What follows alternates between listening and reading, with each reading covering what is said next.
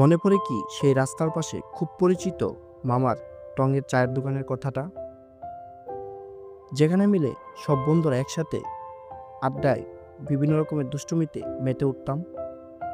যেখানে সব বন্ধুরা মিলে গরম চা খেতে খেতে হাজারো রকম আড্ডায় দুষ্টুমিতে মেতে উঠতাম।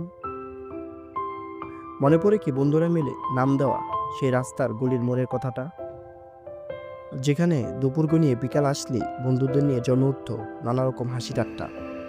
তখনকার সময় প্রতিদিনের একটাই রুটিন ছিল, কখন কোথায় হবে আড্ডা। হঠাৎ কোনো কারণে জরুরি দরকার হলে আগে থেকে বন্ধুদের বলে দিতাম, চলে আসিস মামা সেই চায়ের দোকানে কিংবা সেই রাস্তার গলিতে।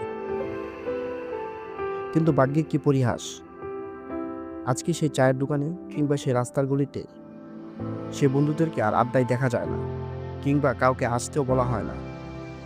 সে মামার টঙ্গের চায়ের দোকানটা সেই রাস্তার গলিতে আজও আছে, শুধু বাস্তবতার কাছে হেরে গিয়ে সে বন্ধুগুলো আজ হারিয়ে গেছে এক একজন এক এক দেশে।